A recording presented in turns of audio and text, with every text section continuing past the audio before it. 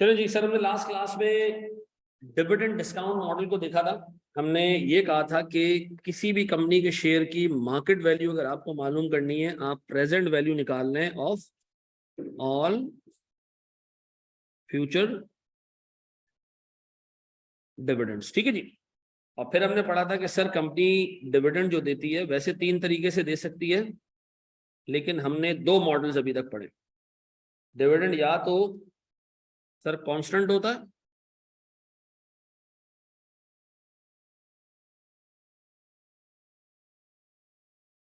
या constantly growing होता है।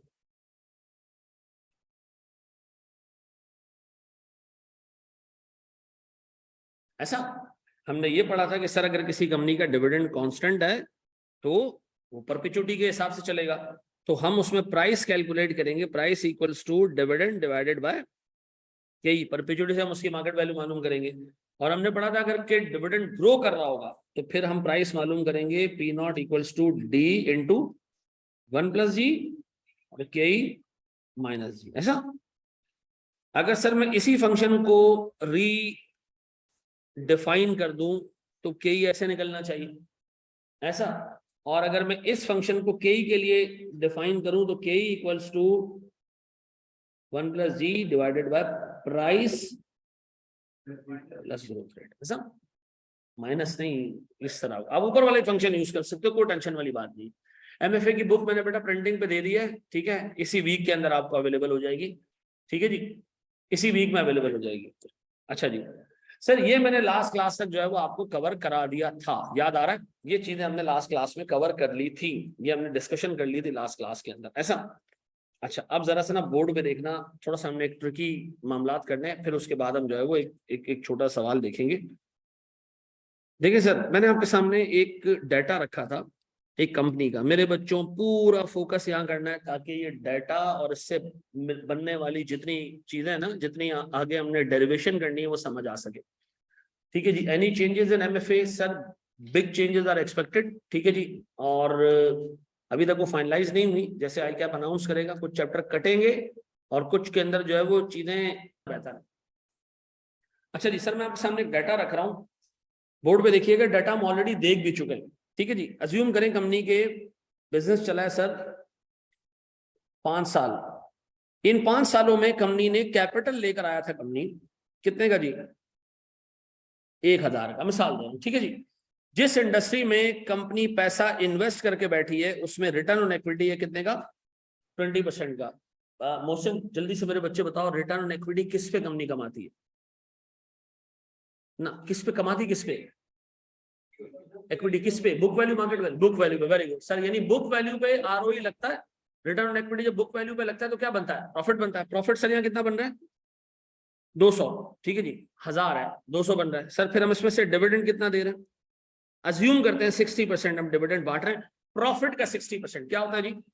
120 रुपए।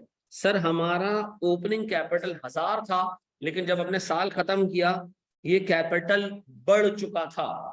अब ये बढ़ा हुआ कैपिटल लेके जब अगले साल आप कंपनी इंडस्ट्री में प्रवेश करोगे तो आपको अगले साल जो आरओई है वो 1,000 पे नहीं मिलेगा, बल्कि 1,080 पे मिलेगा। कितना? 216। अब बताएं इसका 80%, 140 कर लूं? अच्छा 130 कर ले, 129.6। ठीक है, क्या बचा सर?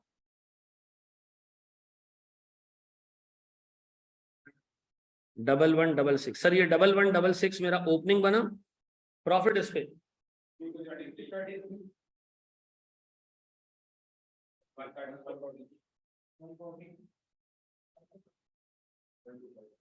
बुक वैल्यू कंसिडर करेंगे। बिल्कुल बेटा, कासिम बिल्कुल सही कह रहे हो जी।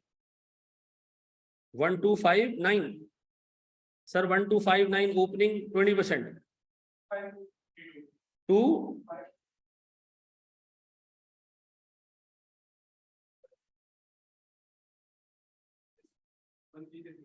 1360 ओपनिंग 272 और डिविडेंड 163। क्या बचा? 1469। ये आ गया सर मेरे पास मेरा टोटल हिसाब किताब। बोर्ड में देखिएगा, एग्जामिनर कह रहा है कि आपने डिविडेंड का ग्रोथ रेट निकालना है। क्या निकालना है? डिविडेंड की ग्रोथ निकालनी है। आपने कहा जी मुझे मेरे टीचर ने डिविडेंड की ग्रोथ कैलकुलेट करना सिखाई थी डिविडेंड की हिस्ट्री से। किससे? डिविडेंड की हिस्ट्री से। डिविडेंड की हिस्ट्री क्या बता रही है कि 120 रुपए का डिविडेंड जो कि पहले साल था, सर ग्रो करते हुए 5वें साल 5 मेथड्स हैं ग्रोथ निकालने के, वो 5 के 5 सीखने हमने। सर 1 प्लस ग्रोथ रेट कितने साल?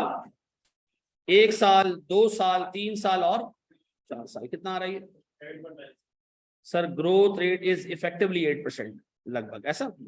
अच्छा ये बराबर किसके होता है? 163 के। और यहां हमने ग्रोथ रेट कैलकुलेट कर लिया था कितना? 8%। ये तरीका हमने लास्ट क्लास में सीख लिया था, ऐसा। ये तरीका हमने लास्ट क्लास में सीख लिया था। लास्ट अटेम्प्ट में एग्जामिनर ने बड़ा गेम कर दिया। लास्ट अटेम्प्ट में ग्रोथ रेट निकालने का ये डाटा ही नहीं दिया एग्जामिनर। ठीक है जी। और मैं बार बार क्लास में बच्चों को ये चीज पढ़ाते हुए बोलता भी हूँ कि यार देखो एग्जाम में जरूरी नहीं है डिविडेंड की हिस्ट्री मिले ग्रोथ रेट निकालने के लिए।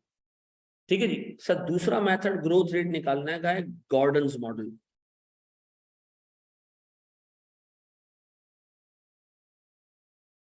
पहला तरीका क्या है? डिविडेंड की हिस्ट्री। दूसरा ये गॉर्डन्स मॉडल है। ठीक है जी। गॉर्डन्स ग्रोथ मॉडल ये क्या कहता है सुनो। मुझे बताए कंपनी जब पैसा इन्वेस्ट करती है उस पर रिटर्न कितना कमा रही है? रिटर्न कितना कमा रही है? 20%। नजर आ रहा है 20%? ये है हमारा ROE। मैं कह रहा हूं जी कंपनी का जो ROE है इस सवाल में हमें नजर आ रहा है 20%। रिटेंशन रेशो बता सकते हो? Retention ratio. रिटेंशन रेशो का मतलब कंपनी अगर 60% डिविडेंड बांट रही है तो रिटेन कितना कर रही है? 40%। इसका मतलब समझते हो? कंपनी ने प्रॉफिट कमाया, इसका 40% रिटेन कर लिया, वो भी अगले साल कंपनी को कमा के देगा। जो रिटेन्ड पोर्शन है वो भी अगले साल कंपनी को कमा के देगा। जो ओरिजिनल पोर्शन है वो तो कमा रहा है, जो रिटेन्ड पोर्शन है वो भी कमा के देगा। तो कंपनी अगली दफा अपने मेन पैसे पे भी कमा रही होगी। और जो रिटेन्ड पैसा है तो सर जो रिटेन्ड पैसे पे कमाई होगी वो एक्स्ट्रा होगी, ऐसा। तो इसका मतलब ग्रोथ रेट बराबर है ROE multiply by retention ratio. ROE कितना जी? 20%। रिटेंशन कितना जी? क्या आ रहा है सर ये ग्रोथ रेट? 8%। ये हमारे पास कौन सा मॉडल है सर? Gordon's model. तो याद रखिएगा एग्जाम में गॉर्डन्स मॉडल का डाटा हो तो गॉर्डन्स मॉडल यूज कर लेना, और डिविडेंड की हिस्ट्री हो तो डिविडेंड की हिस्ट्री यूज कर लेना। व्हाट इफ के दोनों दिए गए? प्रेफरेंस आप दोगे डिविडेंड की हिस्ट्री को, गॉर्डन्स मॉडल को प्रेफरेंस नहीं दोगे। पहली प्रायोरिटी किसको दोगे? डिविडेंड की हिस्ट्री को। पक्का? ये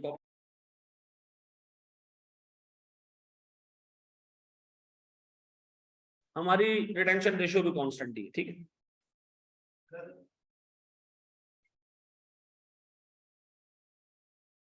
देखो चेंज हो जाए तो फ्यूचर में होगी ना। हम तो इस वक्त बैठ के बात कर रहे हैं, फ्यूचर की अंदाजा ही लगा सकते हैं। और हमारा अंदाजा हमेशा क्या होगा कि ROE कांस्टेंट रहेगा। जब मैंने ROE लिखा था उस वक्त ही मैंने बताया था कि हम पूरे MFA में पूरे BFD में एक चीज कांस्टेंट अज्यूम करके चलेंगे। वो क्या है? हमारा ROE है। ठीक है जी। ठीक है अब्दुल बाब देख लेते हैं इसको। उस्ताद जी चैप्टर के PDF शेयर कर दिया। अगर मैं बिल्कुल कर देता हूँ बेटा, वैक के चैप्टर का PDF आज ही शेयर कर देता हूँ। ठीक है। नहीं नहीं मैं जवाब खुद दे देता हूँ, ऐसा नहीं। ठीक है जी मेरा बच्चा। नहीं नहीं नहीं नहीं नहीं नहीं नहीं नहीं। देखो हमने तो चूंकि एग्जांपल खुद यहाँ डेवलप की है जिसमें हमने खुद ये इंश्योर किया है कि जी साला साल बेसिस पे डिविडेंड 8% से ग्रो करे। पेपर में ऐसा नहीं होगा। पेपर में इन दो डेट्स के बीच में ग्रोथ रेट निकालोगे कुछ और निकल रहा होगा, इन दो डेट्स के बीच में निकालोगे कुछ और निकल रहा होगा। तो अगर तुम गॉर्डन्स मॉडल से जाओगे तो कुछ और रेट निकल रहा होगा, और तुम हिस्ट्री से जाओगे तो कुछ और निकल रहा होगा। ठीक है जी। तो आसानी के लिए हम गॉर्डन्स मॉडल यूज करते हैं, लेकिन सही तरीका जो है वो ग्रोथ रेट निकालने का वो क्या है? वो डिविडेंड की हिस्ट्री है। ठीक है जी। है?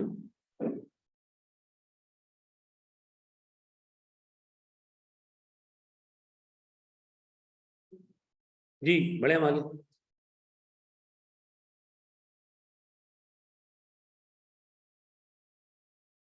मुजीब रजा रिपीट कर देता हूँ बेटा मैं। हाँ जी, आरओई क्या है, कितना कमाएंगे हम पैसे के ऊपर।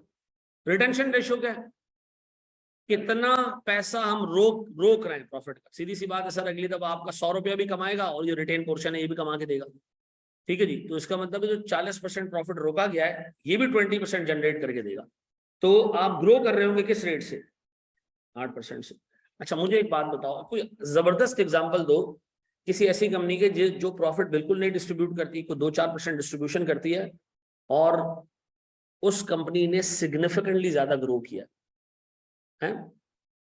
मैं तुम्हें पाकिस्तान की एग्जांपल दे रहा हूं जी, यूनिलीवर्स का एक शेयर कितने का पता, जब डील स्टोर रहा था ना यूनिलीवर्स, 16,000 रुपए का एक शेयर था। कितने का, 16,000 रुपए का। उसकी पार वैल्यू 50 रुपए थी। 50 रुपए वाला शेयर कितने पे चला गया था, 16,000 रुपए पे। क्यों, वो प्रॉफिट बांटता ही नहीं था। 3% डिविडेंड, 4% डिविडेंड, जो कमाया रिटेन किया, जो कमाया डिफरेंट प्रोजेक्ट्स में लगाया, करते करते करते उसका ठीक ठाक बड़ा प्रॉफिट हो गया पर शेयर, और एक शेयर की मार्केट वैल्यू होगी 16,000। उसको डीलिस्ट होना पड़ा क्योंकि उसके शेयर में ट्रेडिंग ही नहीं होती। 5 शेयर खरीदने जा रहे हो, 80,000 रुपए हो गए। ठीक है जी, छोटे इन्वेस्टर के लिए तो खत्म हो गया ना। एक इन्वेस्टर कह रहा है मेरे पास 1,00,000 शेयर है, मैंने कहा जी तुम्हें 5.5 शेयर मिल जाएंगे। क्या करेगा बेचारा, तो बंद होगी ट्रेडिंग उसकी। ठीक है जी, बड़े हम आगे दोस्त।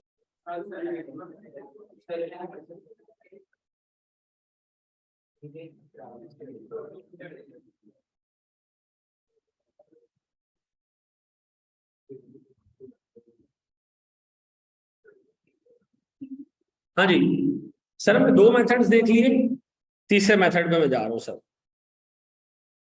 बोर्ड में देखना दोस्त, थोड़ा सा ना इसी फंक्शन को हम तोड़ते हैं। जो गॉर्डन्स मॉडल है, आरओई का मतलब क्या है सर, क्या मैं ऐसे कह सकता हूं आरओई बराबर है प्रॉफिट ओवर ओपनिंग कैपिटल। आप अपने साल के शुरू का जो कैपिटल होता है उसी में प्रॉफिट कमाते हो। जैसे कि ये मेरा प्रॉफिट है, किस पे कमाया मैंने, इस ओपनिंग में कमाया। ये प्रॉफिट मैंने किस पे कमाया, इस ओपनिंग पे कमाया। ये प्रॉफिट मैंने किस पे कमाया सर, इस ओपनिंग पे कमाया। और अगर आप चेक करो ये 20% ही बन रहा होगा ऐसा। तो इसका मतलब है आरओई का फॉर्मूला है प्रॉफिट ओवर ओपनिंग कैपिटल, ये मानते हो। अच्छा जी, रिटेंशन रेशियो का क्या मतलब है, रिटेंशन रेशियो का मतलब है profit minus dividend divided by profit. अगर आपने सर प्रॉफिट कमाया 200 रुपए का, उसमें से आपने बांट दिए 120, तो कितने रह गए आपके पास, 80 डिवाइडेड बाय 200, ये बन जाएगा कितना जी, 40%। ऊपर वाला फॉर्मूला में ये बता रहा है ओपनिंग कैपिटल पे मैं क्या कमा रहा हूं, ये मेरा रिटर्न ऑन इक्विटी है। प्रॉफिट में से जो मैं बांट देता हूं बाकी रह जाता है रिटेन पोर्शन। ये प्रॉफिट का कितने परसेंट है, ये कौन सा हो गया मेरा रिटेंशन रेशियो। भाई प्रॉफिट का कितने परसेंट बांटते हो, तो 60। प्रॉफिट का कितने परसेंट बांटते हो, 60। रोकते कितना हो, 40%। ऐसा। तो मेरे बच्चों क्या मैं कह सकता हूं मेरा आरओई का ये फंक्शन है और मेरे रिटेंशन रेशियो का ये फंक्शन है। गॉर्डन्स मॉडल क्या कहता है, growth rate equals to ROE multiply by retention ratio.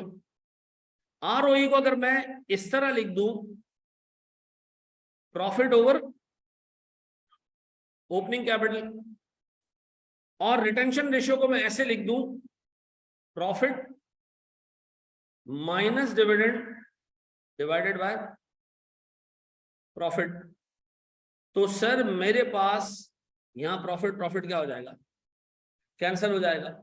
और ग्रोथ रेट का एक और फंक्शन मेरे पास आ गया, वो क्या है जी सर, ड्यूरिंग द पीरियड जो आपने प्रॉफिट कमाया, अगर आप उसमें से डिविडेंड माइनस कर दें और उसको डिवाइड कर दें किससे, ओपनिंग कैपिटल से, तो भी क्या निकल आएगा आपका।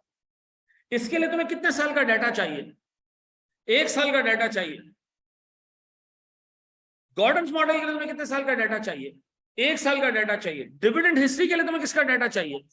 सर जितने साल अवेलेबल हो उतना बेहतर है, 1 साल का डाटा नहीं यूज करते हैं। गॉर्डन मॉडल इसलिए बेकार है, और ये गॉर्डन मॉडल से ही तीसरा मेथड निकला है, ये भी बेकार है। क्यों? इसमें डाटा कितने साल का कंसिडर होता है? 1 साल का।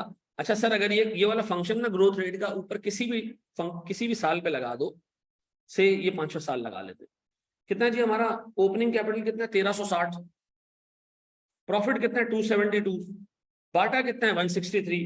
तो क्या मैं ऐसे कह सकता हूं सर मैंने जो प्रॉफिट कमाया है वो 272 है, बाटा 163 है, ओपनिंग कितना है?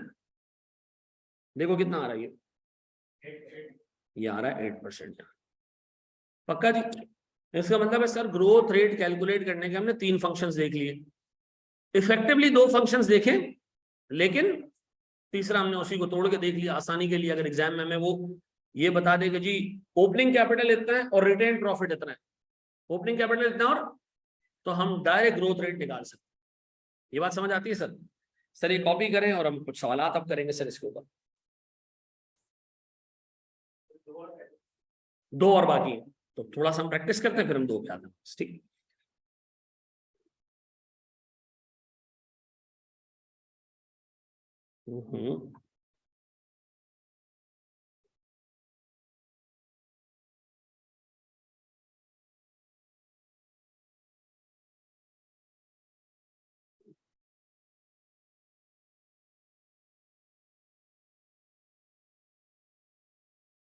सर एग्जाम क्वेश्चन है ये, ICAW का पेपर का क्वेश्चन है, ठीक है? और ICAW के उसी पेपर का क्वेश्चन है जो पेपर आपके लेवल पे आता है। ये जो MFA का पेपर इंट्रोड्यूस किया गया है, ये एग्जैक्ट ICAW के पेपर को रेप्लिकेट किया गया है, ठीक है जी? तो ये उसका एग्जाम क्वेश्चन है।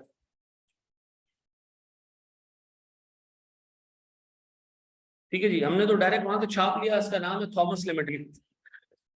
मैं इसको रीड देख ले। ये कह रहा जी Themos limited is a successful food retailing company. हमारे लिए कोई रेलेवेंट इंफॉर्मेशन नहीं है ये। Over the last 5 years it has increased its share price of the UK food retail market by 30%। ठीक है जी? ठीक है जी, इसकी कंपनी की शेयर प्राइस में और ओवरऑल मार्केट में जबरदस्त काम हो रहा है sir. It makes no use of debt, इसके पास कोई डेट नहीं है, पूरा का पूरा पैसा इसके पास किसका है? इक्विटी का, रिटेन अर्निंग्स है, मालिकों का पैसा है, लोन वोन नहीं लेता, सूद पे काम नहीं करता है, अंग्रेज लेकिन काम मुसलमानों वाले। ये कह रहे जी the company has a current PE ratio of 28। अब ये क्या होता है सर? सुनो, जो सवाल हम करते जाएंगे ना, हर एक सवाल में से एक पख निकलती जाएगी, वो हम पख उसी सवाल के अंदर ही सॉल्व किया करेंगे। तो हम पहले बहस कर रहे हैं किस पे? PE रेशियो के ऊपर। PE रेशियो क्या है सर? Price over earnings. इसका मतलब क्या होता है वो सुनो। देखिए जी, एक कंपनी है, ठीक है भाई? नहीं ना भाई, बंद कर दो। और तो सुनिएगा मेरे बच्चों, 2 कंपनीज है, एक A है एक B है, ठीक है जी? आपके सामने 2 मुर्गियां, दोनों हफ्ते में 4 अंडे देती है। कितने? हफ्ते में 4 अंडे देती है। दोनों की कीमत बराबर होनी चाहिए, दोनों की कीमत बराबर होनी चाहिए। हाँ, law of one price, law of one price ये कहता है कि 2 एसेट्स अगर एक जैसा रिटर्न दे रहे हैं, उनकी वैल्यू क्या होनी चाहिए? सेम होनी चाहिए। लेकिन प्रैक्टिकली दुनिया में ऐसा नहीं होता। मिसाल के तौर पर कंपनी A और कंपनी B, और सुनना, दोनों का EPS क्या है? कंपनी एक शेयर पे कमा के क्या दे रही है? सर ये कमा के दे रही है 5 रुपए, ये भी कमा के दे रही है 5। इसकी प्राइस है 50 रुपए, एक शेयर कितने का? 50 रुपए का। एक शेयर खरीदो 50 का, हर साल 5 रुपए 5 रुपए 5 रुपए 5 रुपए 5 रुपए इनकम होती रहेगी। अब कंपनी उसकी मर्जी है, इसमें से पूरा पूरा बांटे नहीं बांटे उसकी मर्जी है, लेकिन इनकम कितनी होगी? 5 रुपए की। अगर मैं एक शेयर खरीदता हूं कितने में? 50 में। ये कंपनी है, ये भी 5 रुपए कमा रही है। इन्वेस्टर इसके लिए 60 रुपए देने को तैयार है। इन्वेस्टर इसके लिए 60 रुपए देने को तैयार है। दोनों मुर्गियों के अंडे सेम, दोनों की प्राइस डिफरेंट, तो बताए कौन सी कंपनी बेहतर है? बी बेहतर या ए बेहतर? अच्छा सुनो, मैं तुम्हें आसान कर देता हूं, मैं आसान कर देता हूं, यूनिलीवर्स कहाँ गया भाई, नहीं, हाँ, यूनिलीवर्स भी 5 रुपए का डिविडेंड देती है या अर्निंग कमाती है। थल कॉर्पोरेशन भी 5 रुपए की अर्निंग करती है। यूनिलीवर्स के लिए आप 60 रुपए देने को तैयार हो। मैं आपको कह रहा हूं थल कॉर्पोरेशन में भी रिटर्न सेम है। आप कहोगे नहीं यार, थल नाम ही अजीब है, थल कॉर्पोरेशन, पता नहीं कौन है अंदर यार, रिस्क, मुझे तो रिस्क फील हो रहा है, मैं यूनिलीवर जितने पैसे नहीं दे सकता। इसका मतलब है सर सेम रिटर्न के लिए कंपनी अगर सेम रिटर्न कमा रही है कंपेटिटर के मुकाबले में और इन्वेस्टर ज्यादा पैसे देने को तैयार है, तो लोगों का ट्रस्ट कंपनी के अंदर ज्यादा है। तो इसका मतलब है सर अगर मैं आज पीई निकालूं, पीई का मतलब क्या है, प्राइस ओवर अर्निंग्स। तो इधर कितना आता है, प्राइस ओवर अर्निंग्स 10, इधर प्राइस ओवर अर्निंग्स कितना 12। इसका मतलब है मार्केट में इन्वेस्टर 1 रुपए के रिटर्न के लिए 10 रुपए देने को तैयार है कंपनी ए को, लेकिन उसी 1 रुपए के रिटर्न के लिए कंपनी बी को 12 रुपए देने को तैयार है। जीप इन्वेस्टर है, रिटर्न एक जैसा है दोनों का, 1 रुपए यहां भी मिल रहा है, 1 रुपए वहां भी मिल रहा है, वहां ज्यादा देने को तैयार है। तो इसका मतलब है उस कंपनी में इन्वेस्टर का कॉन्फिडेंस ज्यादा है, उस कंपनी के अंदर इन्वेस्टर का कॉन्फिडेंस ज्यादा है। एक अंडे के लिए 1 रुपए की अर्निंग के लिए 12 रुपए देने को तैयार है। वो 12 रुपए का शेयर खरीदेगा, हर साल 1 रुपया कमाएगा। इधर 10 रुपए का शेयर खरीदेगा, हर साल 1 रुपया कमाएगा। तो क्यों भाई इन्वेस्टर क्यों ऐसा कर रहा है, क्योंकि इन्वेस्टर को कंपनी ए में रिस्क फील हो रहा है, कंपनी बी के अंदर उतना रिस्क फील। अब बताओ मेरे बच्चों, ये जो ऊपर तुम्हें पीई दिया हुआ है 28, इसका मतलब क्या है, इसका मतलब क्या है, इसका मतलब ये कि इस कंपनी का पीई रेशो इंडस्ट्री के पीई रेशो के मुकाबले में बहुत बेहतर है। इन्वेस्टर इसको बहुत बहुत अच्छी कंपनी ट्रीट करते हैं, इसलिए कंपनी 1 रुपए की अर्निंग के लिए कस्टमर से 28 रुपए भी चार्ज कर रही है। शेयर उसका 28 रुपए का, 1 रुपया अगर कमा के देखो। ऐसा मुझे बताओ इस कंपनी की मार्केट वैल्यू मालूम करने का तरीका क्या है। अगर मैं एक शेयर की मार्केट वैल्यू मालूम करना चाहूँ कैसे मालूम करूंगा, ये याद रखो, फॉर्मूला क्या है, पी नॉट यानी प्राइस अर्निंग्स, प्राइस और अर्निंग्स बराबर है किसके, पी रेशो के। तो अगर एग्जाम में आपको पीई रेशो गिवन है, पी रेशो गिवन है से 28 और ईपीएस आपको गिवन है 15, तो कंपनी की प्राइस निकाल सकते हो, निकाल सकते हो, कैसे निकलेगी, ऐसा है। अब इस सवाल में आपको दिया हुआ जी कंपनी का अर्निंग पर शेयर 2016 में 2006 में लेटेस्ट अर्निंग है 35 रुपए 80 पैसे। तो कंपनी अगर 35 रुपए 80 पैसे एक शेयर पे कमाती है और पीई मल्टीपल कितना है 20, तो इससे मार्केट वैल्यू निकाल सकते हो कितना जी, 1000 रुपए एक शेयर की मार्केट वैल्यू है। इसका मतलब है कंपनी सिर्फ 35 रुपए कमा रही है एक शेयर पे, लेकिन इन्वेस्टर कितने पैसे देने को तैयार है एक शेयर के लिए, 1000। लास्ट अटेम्प्ट में टेस्ट हुआ, आसान चीज बच्चों को आती भी थी, पीई रेशो पे हमने काफी सारा काम किया था, आता भी था। What is PE ratio, market value divided by EPS. ठीक है जी, क्या इंडिकेट करता है कि 1 रुपए की अर्निंग के लिए इन्वेस्टर कितना पैसा देने को तैयार है। यहाँ 1 रुपए की अर्निंग के लिए इन्वेस्टर कितना पैसा देने को तैयार है, 28। कंपनी की अर्निंग कितनी है 35 रुपए, तो बताएं सर एक शेयर कितने का मिलता होगा, 35 इंटू 28, इससे कंपनी की एक शेयर की क्या निकल आएगी, मार्केट वैल्यू निकल आएगी। ठीक है जी, निकाल लेंगे हम मार्केट वैल्यू। मुझे बता इंडस्ट्री के मुकाबले में कंपनी अच्छी है या बुरी है, परफॉर्म कैसा कर रही है, अच्छा परफॉर्म कर रही है। लोग इसको एक अच्छी कंपनी की नजर से देखते हैं, क्योंकि इंडस्ट्री में अगर बाकी कंपनीज का एवरेज 19 है, इसको लोग बहुत अच्छा ग्रेड करते हैं भाई, 28 रुपए।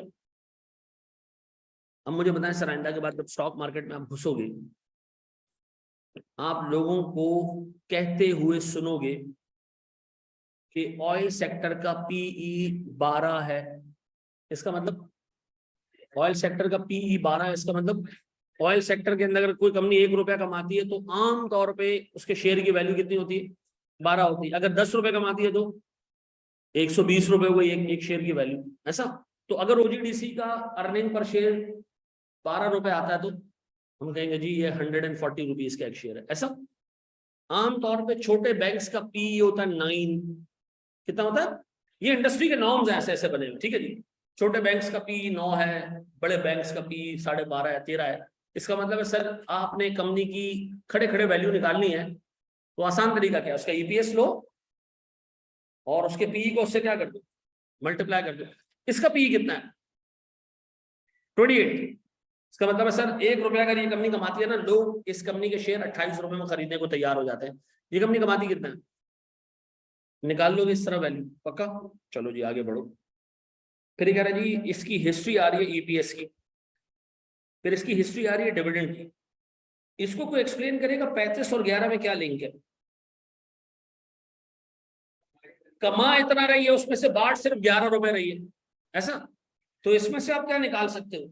रिटेंशन, रिटेंशन निकाल सकते हो उसमें से, ऐसा? अच्छा, फिर नीचे आ रहा है book value of equity. Book value of equity ये भी देख लेना। अब वो कह रहा है जी के ई निकाल के दो, के ई निकाल के दो किस मेथड से? डिविडेंड ग्रोथ मॉडल से। और दूसरा डिविडेंड ग्रोथ मॉडल का मतलब है डिविडेंड की हिस्ट्री से भी निकाल के दो ग्रोथ रेट, और गॉर्डन ग्रोथ मॉडल से भी ग्रोथ रेट निकाल के दो, और फिर दोनों से क्या निकाल के दो? के ही निकाल के दो। शाबाश, सबसे पहले ग्रोथ रेट निकालो दोनों मेथड से, खुद से करो कोशिश। बेड़ा गर्क कर देना, सवाल की टांगे तोड़ के जो है सारे रिश्तेदार एक कर देना, लेकिन करना जरूर, ठीक है? शाबाश, बिल्कुल। मोहसिन की 24% आ रहा है, बिल्कुल सही। सैयद वकास बेटा एग्जैक्टली पिन पॉइंट करो, क्या समझ नहीं आया इसको?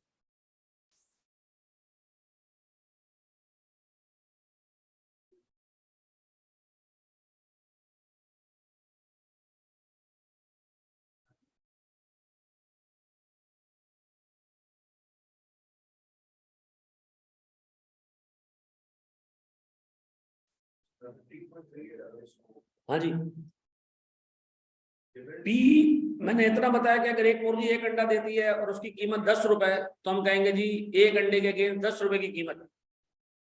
इसी तरह कंपनी अगर 1 रुपए का ईपीएस कमाती है, 28 रुपए मार्केट वैल्यू है इसकी, यानी एक शेयर की मार्केट वैल्यू 28 रुपए, और वो 1 रुपए कमा के देती है, तो सर ये कंपनी कमाती है 35 रुपए। तो बताओ इसकी मार्केट वैल्यू कैसे निकलेगी? पीई को आपने सिंपल सिंपल मल्टीप्लाई कर देना है किससे?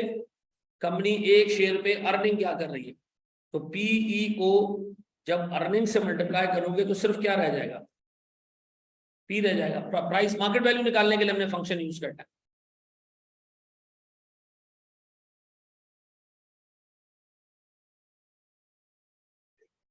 गॉर्डन 15 आ रहा होगा, गॉर्डन में 15 आ रहा है।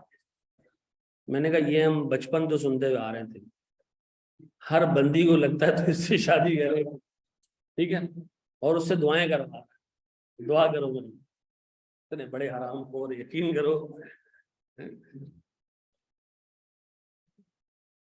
यार उसने मुझे नमाजों पे डाल दिया है, इतनी अच्छी लड़की है। मैंने कहा रुक जा बेटा जरा। अच्छा नहीं, सर आए जरा सवाल को हम सबसे पहले शुरू करते हैं डिविडेंड की हिस्ट्री से, ठीक है? सॉरी यार मेरे उसूलों पे कभी नहीं चलना, नाम को छोड़ दो। सर 4.86 रुपए का डिविडेंड था और ये 11 रुपए तक जा पहुंचा है, सब्सटेंशियल इंक्रीज है ये। सर तो मैं डिविडेंड की हिस्ट्री से पहले जा रहा हूँ, 4.86 का डिविडेंड है, ये ग्रो करते हुए 11 रुपए तक जा चुका है। तो ये ग्रोथ रेट 4 सालों में हुई है, कितनी है ये? 69%, यानी इसका मतलब है ऑलमोस्ट 6, ऑलमोस्ट कोई 23% की ग्रोथ रेट है, इतनी ह्यूज ग्रोथ रेट। अब एक काम करते हैं सर, इसी से जो है हम बाकी की चीजें निकालना शुरू करते हैं। ये बता सकते हो एक शेयर की मार्केट वैल्यू कितनी है? सर एक शेयर की मार्केट वैल्यू निकालने के लिए पीई दिया हुआ है, और आखिरी साल का डिविडेंड कितना है सर, सॉरी आखिरी साल का अर्निंग कितना है? 35.8।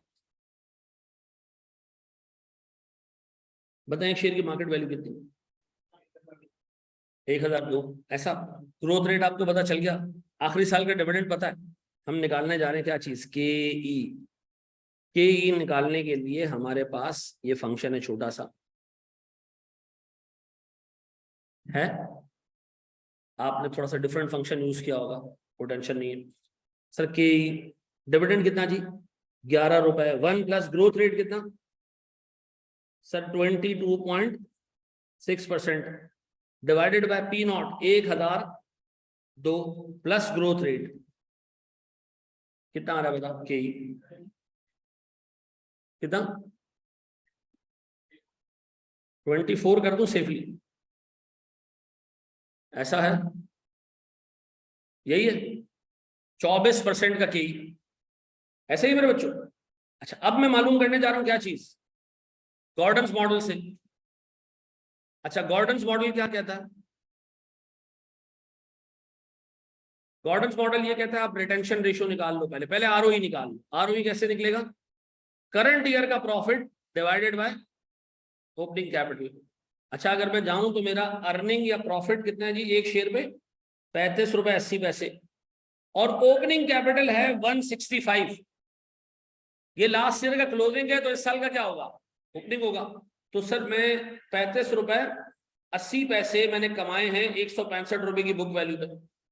तो 35 रुपए 80 पैसे डिवाइडेड बाय 165 कितना आ रहा सर? ये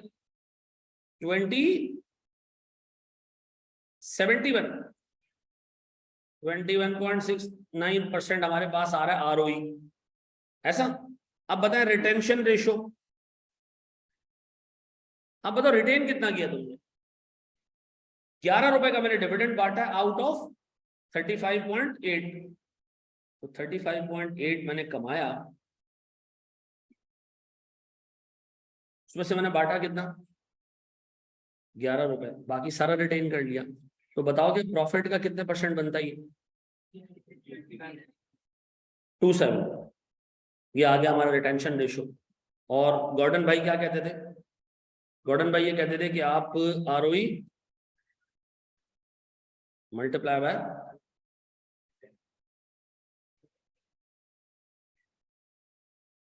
कितना जी? 15%। ऐसा? अब बताया सर इससे भी कहीं निकाल लेते, बाकी सारी चीजें तो सेम है। कहीं निकालने के लिए डिविडेंड 11 रुपए का ही है। ग्रोथ रेट अपन कितना लेंगे? डिवाइडेड बाय कितना जी? प्राइस कितना रखे? 16.2।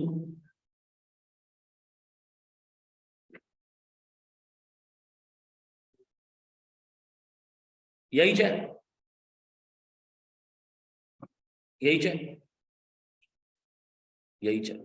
कॉपी करें सर इसको।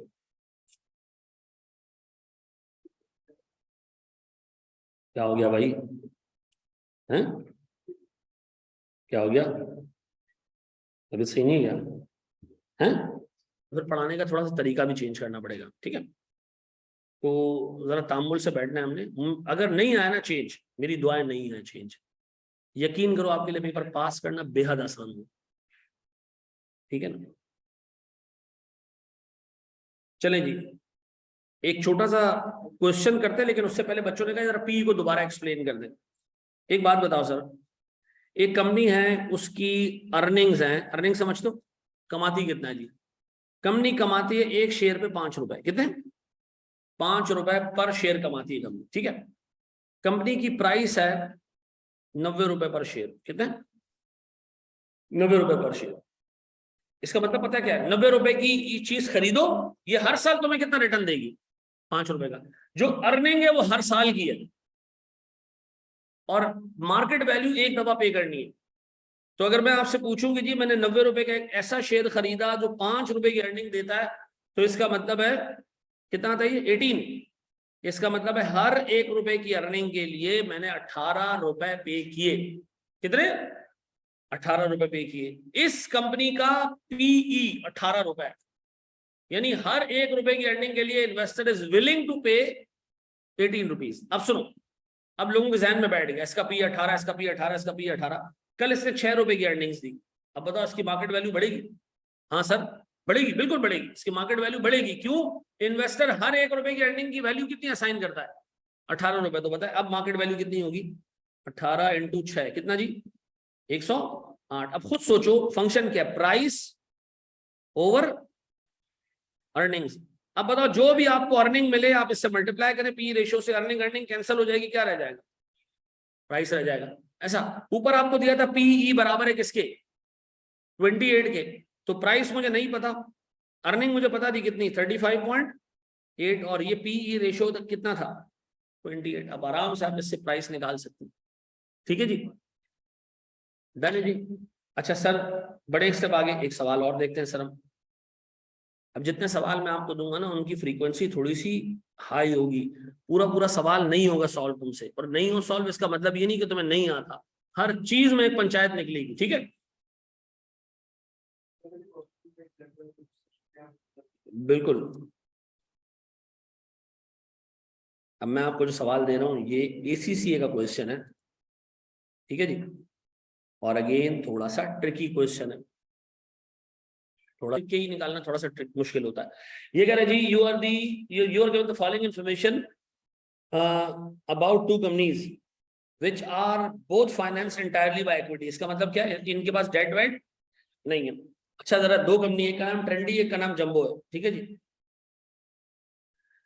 सर दोनों की शेयर वो दिया हुआ sir, number of ordinary shares 1.5 lakh, एक शेयर की मार्केट वैल्यू कितनी है 3.42, इसके आगे लिखा है एक्स डिव, ये हमने नहीं समझा अभी तक, ठीक है, एक्स डिव कम डिव ये हमने अभी आगे जाके देखना, ठीक, एक्स डिविडेंड है ये, ठीक है जी। कितने रुपए की एक शेयर है सर, 3 रुपए 42 पैसे का, टोटल शेयर्स कितने 1.5 लाख। इस कंपनी का करंट अर्निंग्स 62858 है, इस कंपनी का करंट डिविडेंड सिर्फ 10% है, जितना कमाया उसका ऑलमोस्ट, कमा कितना रहे 62,000 और बाट कितना रहे, इसका मतलब है 90% रिटेंशन है इसकी ऑलमोस्ट, ऐसा।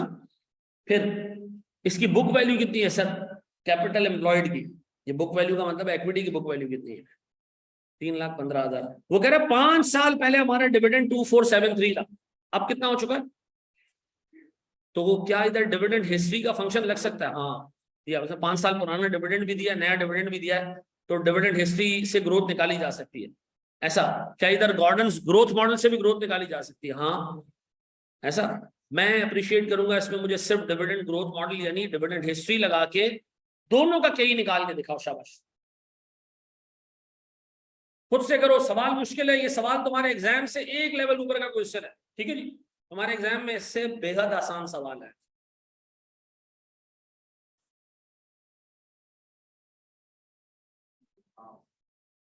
चलो जी आओ जरा जी ट्रेंडी को हम देखते हैं सुन। अल्लाह माफ करे, तुम लोगों को से ना, तुम लोगों को क्लास में पढ़ा के रोजा खराब करना।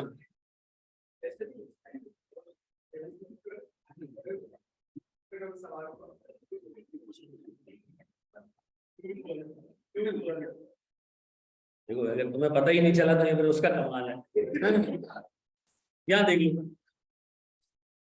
सर, मैं डिविडेंड ले रहा हूं पहले, करंट ये सबसे पुराना dividend 2473, 1 plus growth rate raise to power 5, क्योंकि उस बंदे ने आपसे कहा कि डिविडेंड 5 years ago, ठीक है जी, ये किसके बराबर है सर 61, तो सर मेरे पास ग्रोथ रेट क्या निकल रहा है कितना 20%, 20%।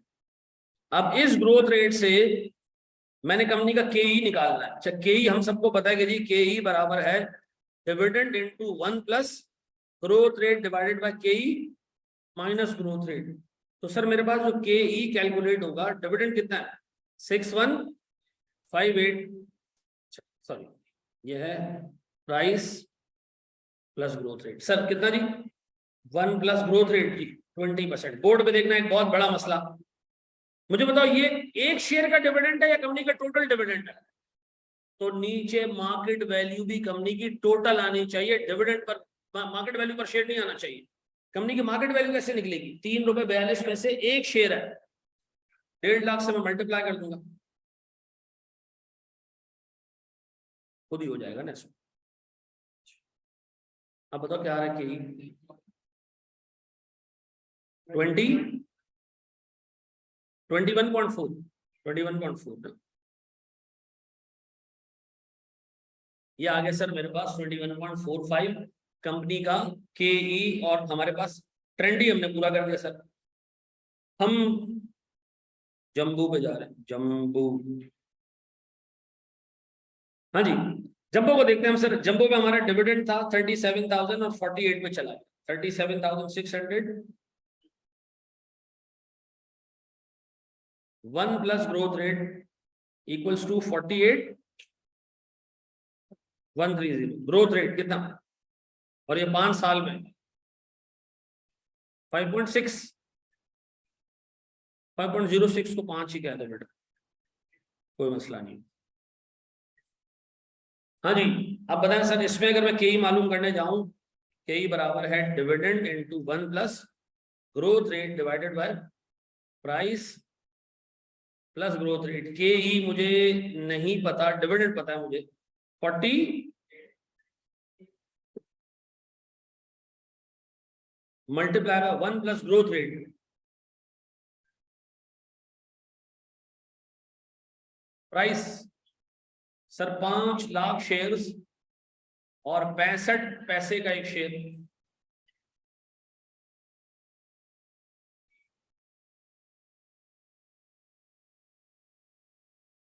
क्या आ रहा है मेरे बच्चों? के बराबर है,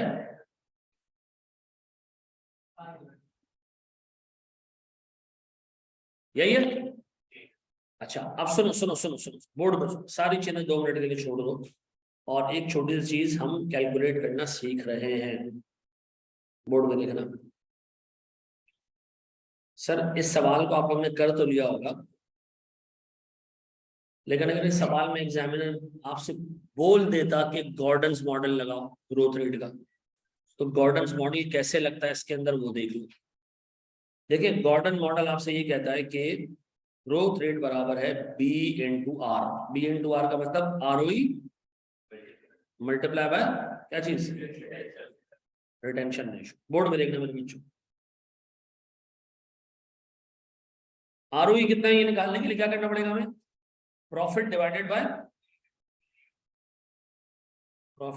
बाय ओपनिंग कैपिटल। अच्छा इस सवाल में ओपनिंग कैपिटल कहीं दिया हुआ ही नहीं है, इस सवाल में दिया हुआ क्लोजिंग कैपिटल। ये है balance sheet value of capital employed. अब इसके लिए हमें रिवर्स वर्किंग करना पड़ेगा। अच्छा आमतौर पे ओपनिंग कैपिटल में ऐड होता है क्या चीज, प्रॉफिट ऐड होता है, और उसमें से डिविडेंड क्या क्या होता है, लेस होता है। तो हमारे पास बच जाता है क्लोजिंग कैपिटल। यहाँ क्लोजिंग दिया हुआ कितना जी, 3,15,000। डिविडेंड भी दिया हुआ है कितना, 6,158। प्रॉफिट भी दिया हुआ है 6,2,858। अब बताओ सर मेरे पास ओपनिंग कितना आ रहा है, कितना, चेक कर लो भाई, यही है, ये निकला है ओपनिंग कैपिटल। अब आप प्रॉफिट पे ओपनिंग कैपिटल रख के, प्रॉफिट कितना जी 62,858 divided by opening capital that is 258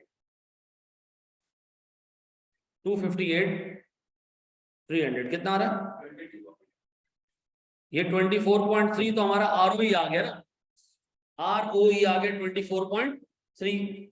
retention ratio कैसे निकलेगा, रिटेंशन रेशियो निकलता है sir profit minus dividend divided by profit. अच्छा प्रॉफिट है कितना 62,858, डिविडेंड कितना है डिवाइडेड बाय कितना, ये आ गया हमारा रिटेंशन रेशियो। अब बताएं ग्रोथ रेट बराबर है आरओई रिटेंशन रेशियो 21 अच्छा अब इसी तरह आप देखें तो यहां पर ग्रोथ रेट आ रहा है 20%, डिविडेंड हिस्ट्री से 20 आ रहा है और गॉर्डन से कितना आ रहा है 21.9 आ रहा है। तो सर ये एग्जाम में दोनों चीजें आपसे पूछ सकता है। अगर एग्जाम में खामोश रहे तो मैं कभी जिंदगी में भी गॉर्डन्स मॉडल अप्लाई ना करूं, क्योंकि मुझे सीधा सीधा जो डाटा दिया उससे डिविडेंड हिस्ट्री से हिसाब किताब किया जा सकता है ऐसा।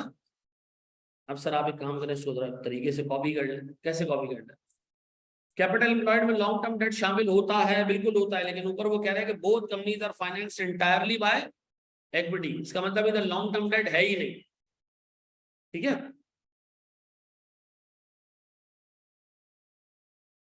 अच्छा समझ आ गया, अतफ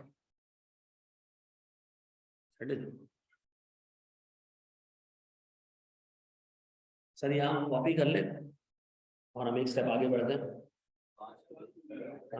कितना टाइम बच्चों